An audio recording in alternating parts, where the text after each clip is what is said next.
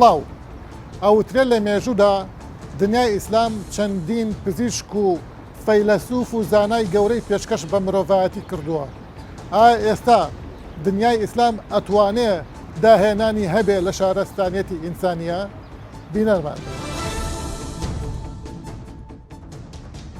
ئەگەر شارستانیەت کۆی هەموو ئەو چالاکی و داهێنانە مادی و معنەویانە بێت کە مرۆڤ لە ژینگەی خۆی دادەیکات و لە ڕێگەیەوە هەوڵ دەدات ئاستی ژیانی خۆی بەرز بکاتەوە بەسەر کێشەکاندا زاڵ بێت، پەیوەندی نێوان خۆی و سروشت هاوسەنگ بکات، پرسیاری سەرەکی ئەوەیە شارستانیەتی ئیسلامی کە هەمیشە وەک بەشێک لە ڕابردووی خۆمان وێنای دەکەین چی پێشکەشی موسڵمانان و لەوێشەوە جیهان کردووە و لەم نێوەندەدا لە چوارچێوەی هزری چەقبەستووی ئاینی و هەوڵ و شەونخوونی زاناکاندا چ پەیوەندیەک هەبووە. بۆچی بەشێکی زۆر لە زانا و فەیلسوف و حەکیم و داناکانی ئیسلام تەکفیریان شاربەدەر کراون؟ لە کاتی ڕوودانی هەر کارەسات و نەخۆشی و کێشەیەکی جیهانی و ناوخۆییدا شارستانیەتی ئیسلامی دەتوانێت چی پێشکەشی خۆی و مرۆڤایەتی بکات؟ دەپرسین هۆکاری دژایەتیکردنی زانا و ڕۆشنگەر و فەیلسوفەکان لە جیهانی ئیسلامیدا لە کۆن و لە ئێستادا بۆچی دەگەڕێتەوە؟ ئایا شارستانیەتی ئیسلامی کە لەسەر بنەمای هزری ئاینی دامەزراوە تا چەند توانیوێتی لەگەڵ ڕەوتی مێژوودا بڕواتە پێش؟ حەزارەتی ئیسلامی چ معنایەکە گەێنێ بەلای تۆ؟ نسبة تعريف وبناسا حضارتي علماء اللغوية بيجن حضارات أبيا وقت تل باجيرة كيبي بعكس بادية مثلا زي محتاج يوان تشتنا بن أبيت حضارات عم بيش كفتن وشارستانية تلابي حضار بليها اف بيش كفتنا باجيري وكي سيارة وكي قسرة وكي مدارس وكليات وجامعات الباجير هين زي جدر في باجيري الجندو لا ديوانينا بيجي حضارات بيجي حضارات ديف بروفي مينتن ديف ان شارستاني ديف وي تاجي كسي انوي مجتمعي منت اويتي باش باب برسيارك اول يبكم امتي اسلام يعني دنياي اسلام لما يجودا شي بيشكش بم انسانيت بقشتي كردو لمبواريا بشك هر حضاراتها هابتن شارستانياتها هابتن يا اغريقي بتن يوناني بتن مصري بتن فرعوني بتن غيره وانا هذيك بشكلك تشتكي بشكيش عالمي كذي شيء ايجابي بتشي سلبي بتن اما حضاره اسلامي وكي قالك جارا غربي بخج مدحتوان كان كو او بشكيش اسلاماتي كذي هر يا هيك بحث بكين عبوديات وعقل انساني تحرير كذي عبوديتها دار وبر وغير ما تشتتني همي بخدي تعالى بقري داين زائدا احترام ديانتها قرتي أنا قال لك الضروريات ناف بصرمانة ده هي تبتن ناف غيري بصرمانة ده نبتن أبيك يدوي شناحيا مثلا طبي يا فلكي يا فلسفي وكي ابن سينا ابن رشدي وكي خوارزمي وكي جبري وكي حسن بن هيثمي بس منظر ما موسى أما أنك برأس باسك إلى فيلسوف ولا دكتور وأنا طبيب كان زوربان هلنا الدنيا إسلام بكافرش ناس راون زورت بتواني أما جورة تناقضك لبين ادعاء اما وحقيقتك يا اكاد ما مستا حكر خو فكره كونها درج بتن ناتشي بتن ام باشيه وانا وزحمتها وانا همي في الضربي الصفري بكين يعني ما من وانت باشي وخرابي هنا واجب باشي وخرابي هنا ام دي ساكنه باشيت وانا خرابيت وانا ما علاقه بيننا برابط الخرابيت وانا مثلا شلاي بتن عقيده بتن شلاي مثلا بيرو باورها بتن اما وقتر فعلا عالمت بالسلمان انا فعلا خدمته وعالمي كلي وعالم اسلامي وغربي وشرقي كليا ما توصل بابلين فلسفه بشكل مزنه لحضارتي انساني بقشتي لعالم اسلامي فلسفه من هبوه هل كندي واتاكو اغاتا فارابي تا اغاتا ابن رشد بلا ما مسيركن لعالم اسلام اما يكم تكفير كراون دوم برهمیان نبوو لێرە دوای ئیبن ڕشد لە غەربا جارێکتر بەرهەم دێت و ئینتاجێ بێت و تەبەنی ئەکرێت لە غەربە پێتوانێ ئەمە زەربەیەکە هەر لە حەزارەت خۆی حەزارەتی ئیسلام بەتایبەتی مامۆستای ئەزانم ومەخاندی دژاتیە عالمێت مسلمانە بۆ فەلسەفە خەلەت بوویە غەلەت بووە یا غەلەت بوویە نادرست ئەمە یا درست یەکێ وەکی ابن تەیمیە معروفە يعني وەکی بێژن وەکی قەبا و شێرابی ناف منطقي دا وناف مقابل فلسفه بس ايش تكفيري فلسفه اشكال لينا او بيجمة او تكفيرها فلسفه خلت كما يدرسها ما هلا درستها يعني بيتوا تكفيري فلسفه لتاريخي اما غلط بو او تشتي خلت او تشتي درزرستا يعني برفرها فلسفه بقشتي يعني او تكفيري فيلسوفان الان غزالي وابن تيميه وتشوتشوا او تلك امه قد خلت لها ما كسبت ولكم ما كسبت يا ما افرو دردي اوان تشيشن اويك اوان كردوان اما امر تلك امه قد خلتني يستاش اما لسر مذهبي اوان رنشن تلك امه ما مستمع ما شريعتي ده تبحثي فلسفه كر مثلا ما بحثي حضارتي وشارستانيه حضارات جزء شيء قوريه فلسفه يعني اسلام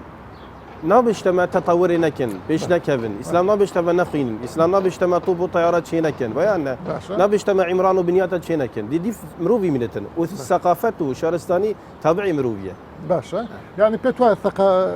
بلين حضارتي اسلامي للتاريخ توانيتي خدمت بق انسانيه بقشتي بكت شكت دنينا وكان بينا لا كديتر مثلا لا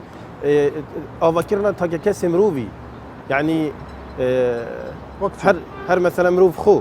نفسها مروفي فاتشاوا حق سر مروفي هي نفسها من مقابلي هوالي من مقابلي جيراني من مقابلي جنكا من مقابلي ولي امر مازن مقابلي بس ما مصل لا يستاش بابرين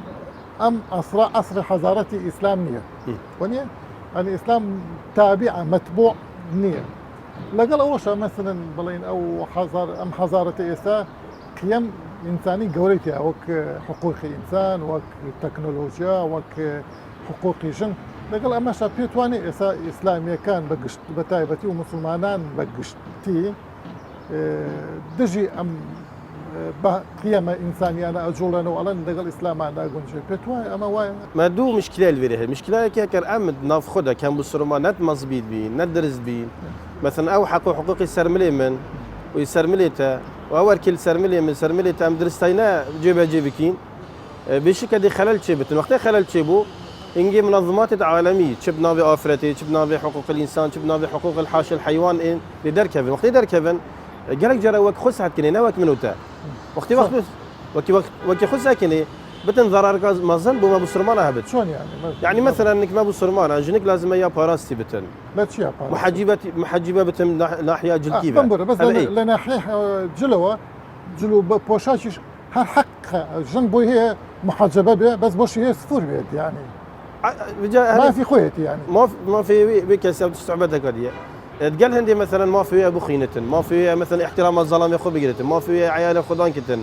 ما في خدمة الظلام يخو بكتن قال هندي الظلام خدمة جنكي بكتن يعني فلسفه عالمي ده تشمل شيتر زاني وقت وان بحسي جنكيت كرغوتي حاشا جنك شيطانه يا هدي خلقيه كرني بابل المسيحيه وايوت اوكي افلاطوني وغيري وانا اما اسلام هات وقت پیغمبري صلى الله عليه وسلم قلتي النساء شقائق الرجال باشا يعني قال لك باشا بابل پیغمبر صلى الله عليه وسلم زماني خويا متطور بو بس مسلمان ده زماني خويا اسلام متخلفه شو شكت دنيت قالك ناحيه ده متخلف ام غازنداش خدكين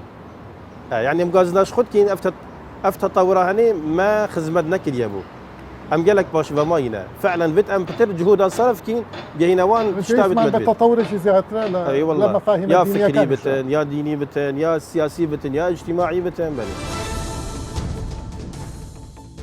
ئایا ڕاستە خودی ئاینی ئیسلام هۆکاری پاشبەڕۆیی موسڵمانانە یان شێوازی خوێندنەوە و تێگەیشتن لێی لە سەرەتاکانی سەرهەڵدانی ئەم ئاینەدا پەیوەندی نێوان هزری شارستانی و بەڕێوەبردنی وڵات چۆن بووە؟ حەزارەتی ئیسلامی زۆر جار ئەڵێن حەزارەتێکی گەورە بۆ وای کردو پرسیارەکە لەمەدا ئایا حەزارەتێک هەبووە بە ناوی حەزارەتی ئیسلامیەوە؟ بێگومان شارستانیەتە ئیسلامی دەستپێکە ئیسلامەتیە دەمێ محەممەد پێغەمبەر سڵاو لەبێن هاتیت هەبوونێدا درێژەیە چەند ساڵت بۆری گەهشتە تەمەنێ سروشتێدا گەهشتیم ئەو کاتە شارستانیەت ئیسلامێ شێوەیەکێ جیاواز ئەو شارستانێتی بەریوێ دەست پێ کرد شارستانیەت ئیسلامیە ئەو کاتە سەردەورێ پێغەمبەری سڵاو لەبن شارستانیت خۆتە ئاواکردن تو تشێبی شارستانیەتێکە مرۆڤایەتی یا وەسا بوو gelek baştır bu şarastانەتە ئەڤریکا ئیسلامێدا هەی ئەم شێم بێژین ئەو ئەڤریکا شارستانەتێت ئەم بوونم لە شانازیە پێدمەوەکی شارستانەتە ڕۆژ ئاڤایی یاخود ئەمریکی چۆن باش لە شارستانێتی ئیسلامی ئێستا باشتر بوو؟ شارستانێتی ئیسلامی ئێستا باشتر بوو 100% سەردەمی پێغەمبەر بەس ئەو شارستانیەتە لەو کاتیا چی بوو کە هەبوو چۆن ناوی بنین شارستانێت ژیانێکی بیدایی با بڵێ شارستاناتی ئەو کەتە بوو وی سەردەمی ئەو یاسایەت گونجن گەل بێگی بە ژیان بوو مرۆڤایەتی یەکەم شت هاتە هەڵبژارتن چ جیاوازی ناوبەرە جیاوازت نەتەوایەتی یا خۆت ئۆڵی یا خۆت گەشە هەزرێت دژی یەت یاسایەت ئیسلامێ بە چ شێوەیەکێ نەهاتنە ڕاتکردن نەهاتنە دژاتی وان نەهاتەکردن هەر کەسێک ئازاد بوو ئەبە وێ چەندی گەهێنیتن و شارستانەتەکە سەرکەفتی بووە سەرڕاوێ وێ هەمیە دەستورێکی وەسە هاتەدانان و خەڵکێک شێت ژیارێکە سەرکەفتنە دووخەکی کومەڵایەتی بەڕێوە ببن و بێک و باشە ئەی بۆچی شارستانێت ینی ئێستای ئیسلام بۆچی باش نییە لە کووا باش نییە لەو مەسەلا شارستانەتی ئیسلامی ئێستا باش نییە لەبەر ئەوە چونکی ئەو بیرروڕای جیاواز نوکە ئەم چێن بێژین هەمار قایل نابن پێ ناوەرگرن دژاتی تەکردن دنیای ئیسلام با بڵێ دنیا ئیسلامدا بۆ نمونەکە بگوێ ئەم بین و ساکینێ تو gelekê te dibêjin cîhana îslamîtê tu budî alekî layekî bey bû Daişî tu hezra xwe Daeş dike ya xwe hezra xwe Selefî dike ya xwe xronodike beşivekî giştekê tu sekeyê gelek her ne piştavaniya wê hezretkin ya باڵێن عالەمی ئیسلام ئێستا عالەمێکی غەیر متەسامیحە بەم شێوەیە تەسامحی نییە بێگومان تعدودێتی قبول نییە بێگومان قبول نییە چونکی سەردەوری پێغەمبەری سڵاف لێبن ئەگەر دەمێ پێغەمبەر سڵاف لێبن دا گەریت بۆ مەدینەش مەکە هەیە دەرکەتی قەستا باژێرە مەدینە کردی ئەو کاتە ناوێ مەدینە ژیەتر بوو دەمادا چیتە وێرە خەڵکی پێش پێغەمبەر مەدینەوی کەڤل مەدینەدا چوو گوهێتوانە و محەممەد و ومەتە خۆ قەستاوەرێ کرد گوتە ئەم چینەوێرە ئەم دێوانە شناوبەنگ و دەکینە دەرێ و دێ ریسواکەین و چوو گوهێت پێغەمبەری سڵاف لێبن زار دەوێت هاوڕە ئەو هاوڕێت وی هەواڵێت وی پێغەمبەر سڵاف لێبن گوهدرا کرد گوتێ هەندێک هو سادە بێژن ئەوێت پێش و کەلوێرە بێژن ئەم دێچینەوە دۆ ڕازیلکەن و دێ سەرێواینی و دەکینە دەرێ و پێغەمبەر سڵاف لێبوون گوتم ماوان هاتنە سەرمە بچێک ماوەندە زەریژێکی سەرمە کوشتن تشەکریە پێویست ناکەن گوت نەکە نابێت ئەم نوکە بە چ شێوەیەک ئەو هەنیە مامۆستا ئەگەر vêgavê tu sekê bişte vê tu nivêjî bikê vê tu bisirman bî vê tu bikê eger tu wan nekey tu tizê todaş kesî پێ توانێ ئەمەی ئێستا لە نصوصی ئیسلامەوە ئەم قسانە ئەکەن لەخوانەوە ئەم قسانەکەن یانیش ئەم دنیای ئیسلام بێگومان بە تایبەتی سەلەفیەت و بێگومان دەقی ئاینی بەبوچنی من بە شێوەیەکی گشت دش بە حەزرێت وایە ئەزرێت ئەبروکێت باش ئەم دەق ئاینی هەر لە پێغەمبەر ئیسلامەوە نەهاتووە بێگومان تێگەشتنا پیاوی ئاینی زەڵامی ئاینی ئەوی چەندێت کرد یا حوسا باش تێ ناگەهیتن باش تێ ناگەیشتە بۆ نمونەکردن بێنگ و ساکەنیم نمونەکە زوورە بچووک مامۆستاکەم بەحث جێ بکەین دەمێ ئاەتە یا 101 سورة بقرة نافاروك آياتها دمنوشته والفتنة أشد من القتل يا خود جيجايا كي دهات يا ألا والفتنة أكبر من القتل أون تانو كيجي مگو هدر يوم جل ظلمت آینه کلی يتوسط جاشتي أجر كابراي كسك بتشيت بويا كي خصاب كده بتشيت بويا دي باخ فيتو دوان أولي بتكو رابن شر شبيت وياخد كمالك بيت ياخد دوك هزبن يان زياتر او وسط نظرين کو کشت اف کابرای هاتی آخفتن کری که بناوی کیوانه فتنت تهجماره و کشتن او بکن او دن زانین کو اوی فتنه کری تاوانه و مازنترش اوی کشتن کری یا خود بناغی دا آیات قرآنی باس لأول ناکتن باس لوی فتنه کتن دمه بسرماش مکه کریه داره مال و خاری زوری لیکری ایشاندی کشتن لیکری و هر شویه که دندانه اف سردریه گلوهات کردن خدا مازن فرمود او تایره دا کواتا دلوید گنجیدن کاک چیه اما هزار نزدیکی 1000 سال بابرین دەسەڵاتی ئیسلامی 1300 سال دەسەڵاتی ئیسلامی هەبوو 600 سال دەوڵەتی عوسمانی دەوڵەت بۆ لەگەڵ ئەوروپاشە معاملەی هەبووە بەس هیچ ئینجازێکی نییە یعنی مثلا دەوڵەتی عوسمانی لەمای 600 ساڵە ئینجازی داگیرکردن زیاتر و کوشتن زیاتر چیمان هەیە ینی مامۆستا دەوڵات و عوسمانی سەر پرەنسیپێت مافی مرۆڤ بە چ شێوەیەکی چجا کار نەکرێ لێ نەژاد پەرستی بووە یاوە هەردەم وام بوو چ کارکردی ئاین بەکار ئینای بوو بەرژەوەندی خۆی نەتەوایەتی ئاین تیەرێکێک ئەو هەر بەرژەوەندیەکە هەر یعنی خێر و بێرێتەکە سەر زەویە دەستهڵاتەوە تێدا هەی ئەوینم خوب کنارێکێک وەکی تاونوکە یا دیارە دەستهڵاتە تورکی وێگەوێژی ئەوێ پلانێ بکارتی دەوڵەتی عەباسی شمانەیە بە هەمە یعنی وەکو دەوڵەت وەکو سیاست شتێکیان پێشکەش نەکردووە ئەو کەسانشکە وەکو زانا وەک فەیلسوف وەک کەسانی ڕۆشن بیرویستویانە شتێک پێشکەش کرد ئەوانەژیان دەرکراون یا کوژراون هەر ئەوەیە دەقی ئاینی بە چ شێوەیەک پشتەوانی ئەوانە ناکەتن وەکی منمونە سەر ئینۆی ئەگەر پێغەمبەر سڵاف لێبن بەو شێوەیە سەرەدەری گەلکرد بوو بەو شێوەیە سەرەدەری گەلکرد بوو دەمێ و بێ ئەو دهێن هوسا وێ کاری دەرەندانە گەلوە ئەنجام دەن پێغەمبەر ژ بێشتێ خۆ کارکردن دۆ چین شەرەکەین لێ ئەو وێ کارکەن ئەوە چاوە ئەوێت سەحابیت پێغەمبەری پێشبینی کرد پێش پێغەمبەر وەڕاستەڕێکێت و ئەخنەیە پێشکەشیەوە بکەت و یعنی خوژێ دناپاش یا شاشە ئەفجا ئەگەر تەوانا ئاینی الڤێرێ چ نامینیتن تەوان ئاین یە پاقەژە لێ ئەف خەلکە یەتێ وەردای ئەشم بێژمەتە نوکە چ شێوەیە دەقی ئاینی درستاهی نەمایە. زۆر جار بانگەشەی ئەوە دەکرێت کە بەشێک لە شارستانیەتی ئێستای ڕۆژاوا لەسەر بنەمای زانست و پێشکەوتنی قۆناغێکی دیاریکراوی شارستانیەتی ئیسلام دامەزراوە. پرسیاری سەرەکی ئەوەیە ئەی بۆچی ئێستا ئەم ژیارە ناتوانێت هیچی نوێ پێشکەش بکات. ئێمە ئەڵێن شارستانیەتی ئیسلامیمان هەبووە لەم دنیای ئیسلامە بە ئەم پرسیارە دەست پێک بێ ئەم شارستانیەتە جارە ئەتوانین ناوێبنین شارستانیت دووەم شارستانیەتی ئیسلام چی پێشکەش بە دنیا کردو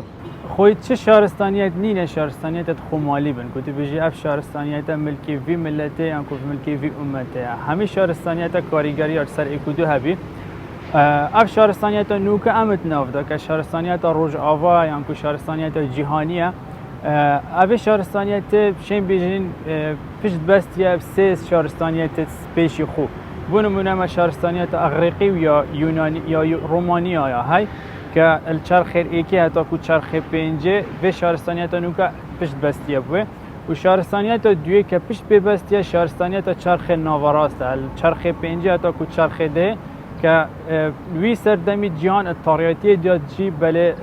شارستانیەتە ئیسلامی دوی وەختیدا هێزەکە سیاسی و هێزەکە زانستی و هێزەکە کۆمەڵایەتی دابوو و خزمەتەکە گەلێکە مەزڵ پێشکەشی مرۆڤایەتی کرد و شارستانیەتە سێ کە پشت پێبەستیە چارخێ دەهێ هەتا کو چارخێ پانزدە چارخێ ڕێنێسانس لە شارستانیەتی ئیسلامەکە شارستانیەتە لەم بوارەدا کە باسیەکەی وەک وردەکاری تەفاسیل چی پێشکەش بە حەزارەت کردوهی ئینسانی تاکو ئێستا هیچ گومانت وێ چەندێدانی نەک و شارستانیەتە ئیسلامیل چرخێن ناوەڕاست کە دوی سەردەمیدا جیهانە تاڕیەتیەداجی زانایەت ئیسلامی شیان خزمەتەکە گەلێک ئامازن یا مرۆڤایەتی بکەن و بوارێ هەمی بواراندا ئەم شێن بێژین پشتڕاستیبەت هەمی بواراندا بوارێ پزیشکی بوارێ ئەندازیاری بوارێت زانستی کیمیا فیزیا بایولوژی دوارێت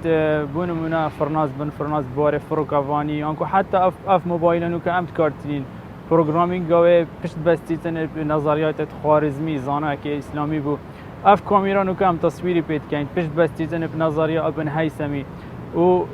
بەس پێتوانێ ئەم قسانەی بەڕێزت جۆرێک لە خەیاڵ زیاتر خەیاڵکردنەوەیە نەک حەقیقەت بۆ نمونە خەوارزمی کە باسی ڕاضیاتی کردو شتێکی بەسیط بوو مۆبایل ئێستا لەکوێ ئەو ڕاضیاتی ئەو کاتر لەکوێ زۆر باشە خۆی هیچ گومان وەکو مەگوتی توێ چەنددانیە کە